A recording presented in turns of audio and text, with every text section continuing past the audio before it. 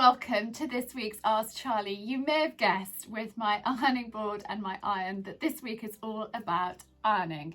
It's also in collaboration with my lovely friend Tallulah, who has got a company that she set up since the pandemic called The Clothes Peg, and it's providing products to help us look after our clothes. So these are products that you would normally buy from a dry cleaners, but actually she's selling them directly to us, to you. So I will be showing you exactly how these work at the end of the video, but I've got a couple of products to show you, but I'm also showing you how to iron a ladies shirt. I've done a YouTube video before on how to iron and fold a men's shirt, but these are Alex Black shirt and shirt dress that I am modelling. Now they don't have buttons the whole way down, which can make ironing a little bit trickier, so I thought I would film this and show you how to iron a shirt that has only got buttons to there, and also how I iron a frilly shirt as well. I get lots of questions about how to tackle frills.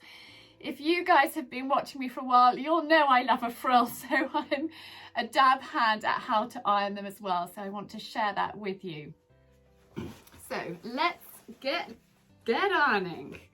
I'm going to start with the collar first, which will help if I take that down. So I'm using a steam iron. I've had this iron for a number of years and I find it really, really brilliant, particularly for lots of bed sheets. Which I have an abundance of running a B&B. So I always start with the collar. My iron is on a cotton setting, and then sleeve. So use the back of the sleeve at the top. So lie it so the front of the sleeve is face down to your ironing board. Get it as flat as you possibly can. It's a good idea to unbutton cuffs. And just do the cuff first, and then get that really flat. Make sure that there are no creases or wrinkles underneath, and iron that flat first. I'm using my steam button a little bit for some extra help. I've also got a bottle of water spray, so if things are really dry, that's not spraying very well. I know that's even worse. If things are really bone dry, they're harder to iron. So it's quite a good idea to have a water bottle, a spray bottle. You don't need to get a specific one for ironing. You can keep an old bottle and reuse it to hand, just to dampen things down as you go. So let's get that sleeve nicely flat, and make sure you go right up to the point of the shoulder, and then flip it over and do the same on the other side.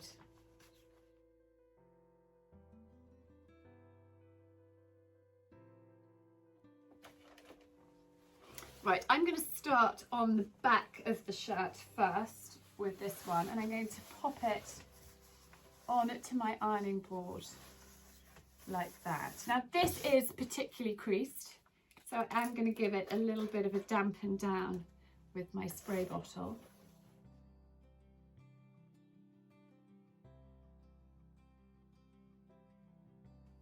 And then I'm just going to turn it on the ironing board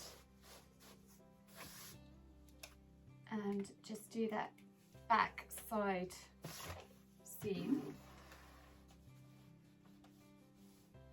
Now they'll only fit onto my ironing board. This is a particularly wide ironing board, which I like because it's really, really stable, but they will only fit on so far. So go up as high as you can, right up into there while it's on here.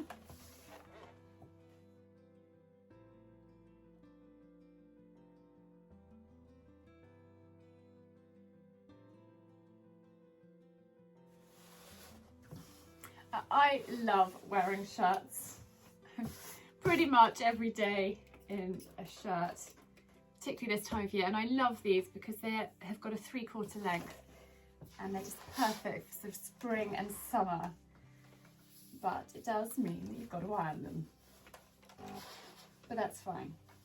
I actually quite enjoy ironing, particularly if I can pop the TV on or listen to something good. So again, pull it down and get that front panel.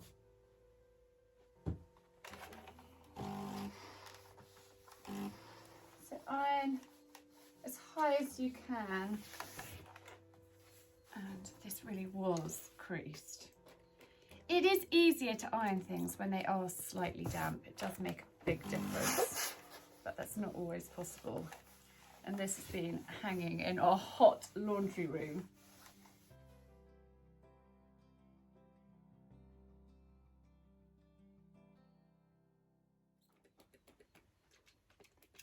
I think I need to find a new spray bottle. This one is not spraying brilliantly anymore.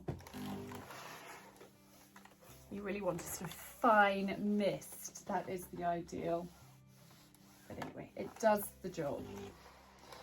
So really, really important to iron the panel with the buttons on both sides, because that is actually the front. It's the centre of your shirt, so it's really important that that is ironed as well, and go between those buttons. Let me just undo that one and go right in between there, and then just keep twisting. Somebody just phoned me back in a tick. That was dear Si on the phone. Bless him, he always calls for a natter during the day, which is very sweet, but not when I'm trying to do this. Anyway, so just iron up along there, get that to the dart, and right up into there as high as you can. Now, when you have got as high as you can go, you can then put your shirt on like that. Again, give it a bit of a spritz. Iron in between those buttons, and then just up to that shoulder seam. Really try to keep it as flat as possible. You don't want to iron in creases because they are quite tricky to get out. And then there's just a little bit there that needs a little iron too.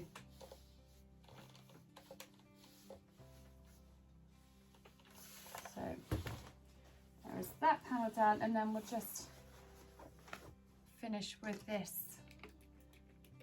top side on the front.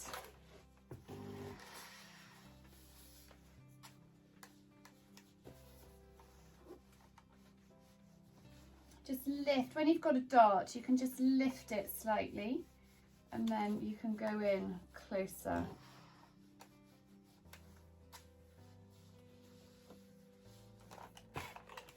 And then just maneuver it round so you can get up in there too. So that is the front done, and then just for the back, exactly the same.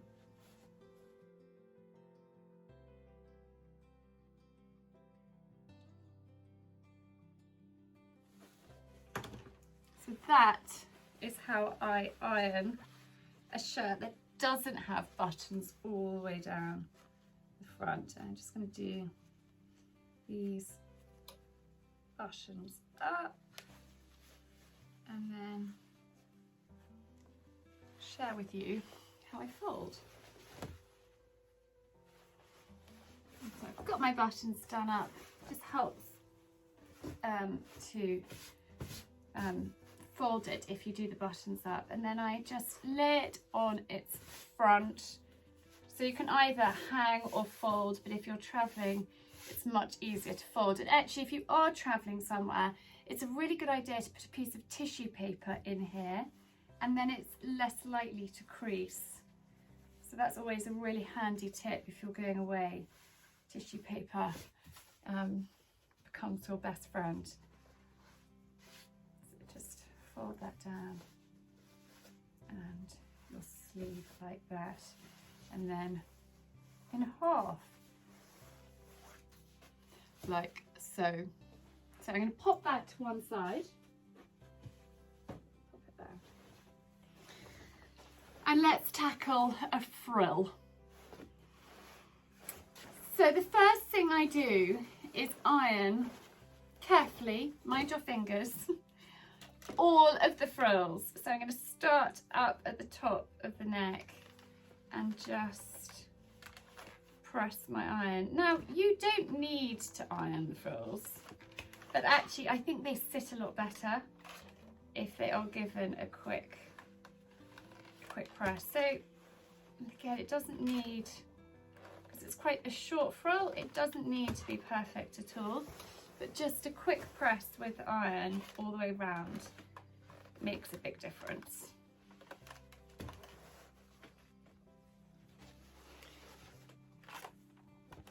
It is important to be careful with your fingers and just make sure that they're out of the way. So you just need to do it in little pieces.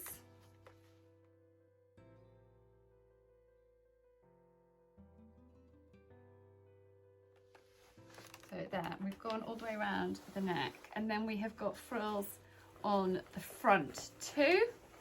So I'm just going to lay that as flat as I possibly can. This is a slightly deeper frill, so it makes it a little bit easier. You're less likely to burn your fingers. And just go all the way around. Always a good idea to start on one side and work to the other rather than in the middle. It just makes it easier.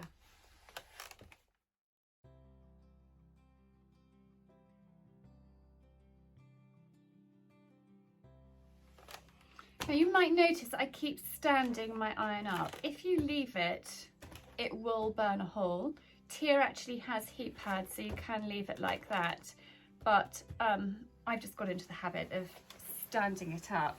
And then for cuffs, so I always start at the neck of a shirt and then move on to the cuffs. Now, is it easier to do it single? I think it probably is. I'm just going to go up inside there.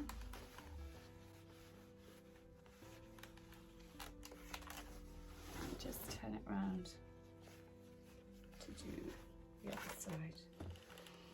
But, you know, a lot of people are put off by buying shirts and frilly things because of, you know, looking after them and ironing them. So I thought I'd just show you how easy it is actually to tackle the ironing, or tricky ironing, and then again get it flat and do your sleeves.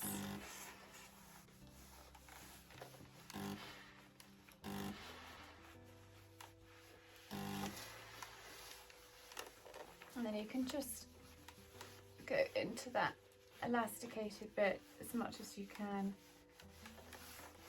like so. And then the other side.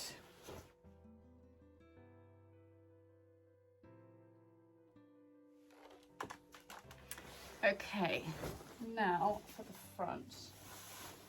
Let's just move that down a little bit.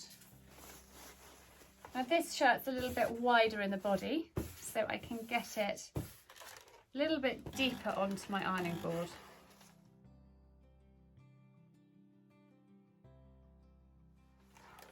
I find just putting my hand there, with this shirt in particular, it's easier just to get it taut. So I'm using a little bit of tension, just so I can get in to iron below the frill.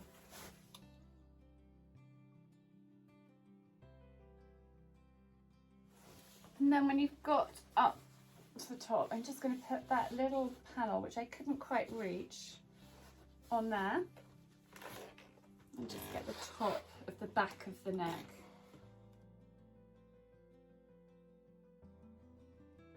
And that is how I tackle a frilly blouse.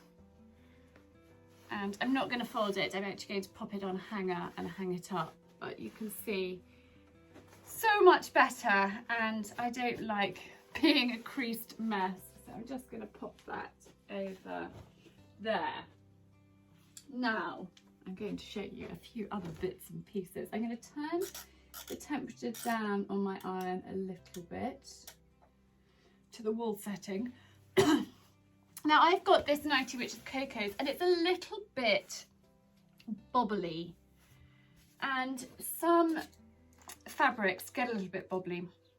So I've got a frog in my throat. So this sweater brick, which is from the clothes peg, removes fuzz, piling and knots from polyester knits, knitwear and other fabrics. So I just thought I'd show you how you can use it. So this is a product that you could, that the dry cleaners would use. But this is something that you can get direct. And the great thing about this is it's going to last for years and years. You only need to get one because you can keep reusing them. But you can just rub it over.